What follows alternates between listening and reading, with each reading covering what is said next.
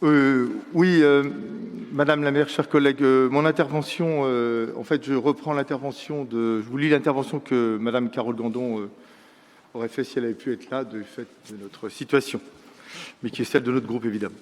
Alors, Madame la maire, chers collègues, vous nous demandez de prendre acte de la décision du jury citoyen que vous avez constitué pour décider des aménagements qui remplaceront l'actuel parking Vilaine. Nous avons noté qu'un débat avec un vote aura lieu en mars, à l'occasion d'une présentation plus détaillée du scénario retenu, même si nous avons eu aujourd'hui des informations supplémentaires que nous n'avions pas eues en commission. Nous souhaitons donc dès aujourd'hui vous faire part quand même d'un certain nombre de questions et de demandes de clarification. Et peut-être aussi de réception de documents comme ceci pour que nous puissions, d'ici le vote du mois de mars, bénéficier de tous les éléments. Alors, je ne reviendrai pas en détail sur la position qui est la nôtre au sujet de la suppression du parking. Simplement rappeler que votre projet est susceptible de bouleverser à la fois l'équilibre économique et l'équilibre géographique de notre ville. D'abord, l'équilibre économique. Ce parking est utile aux Rennais et aux habitants de la métropole qui fréquentent le centre-ville, mais aussi et surtout pour la clientèle des presque 300 professionnels libéraux installés aux abords des quais.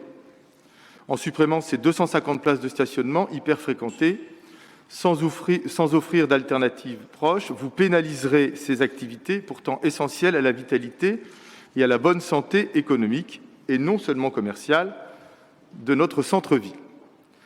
Sans parler du manque à gagner généré par la suppression de ce parking, de loin le plus rentable du parc Cité Dia, avec près d'1 million de recettes annuelles. Deuxièmement, l'équilibre géographique.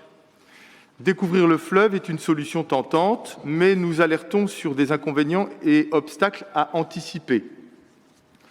Création d'une nouvelle coupure entre le nord et le sud de la ville, difficulté d'accès à l'eau compte tenu du dénivelé existant et nécessité absolue de dépolluer la Vilaine. Puisque les décisions de supprimer le parking Vilaine et de découvrir le fleuve sont désormais prises, nous vous remercions de bien vouloir éclairer nos concitoyens sur un certain nombre de points, même si certains éléments ont été apportés dans votre présentation. Pouvez-vous nous dire un peu plus sur la sélection du panel des 30 citoyens? Quelles ont été précisément les modalités du tirage au sort? Et sous le contrôle de qui s'est-il déroulé? Pouvez-vous rendre public le contrat de prestation du cabinet de conseil qui a accompagné les travaux de ce jury?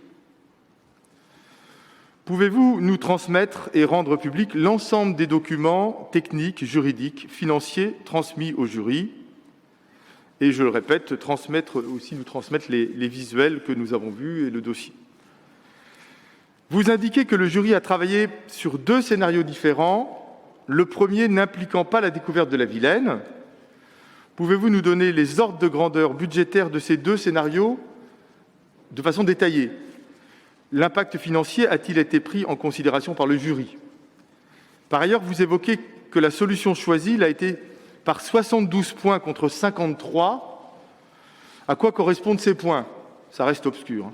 Quels sont les indicateurs retenus qui ont permis au jury d'attribuer ces points? Enfin, quel montage financier prévoyez-vous pour supporter le coût d'un tel projet? Quelle sera la part supportée par Rennes Métropole?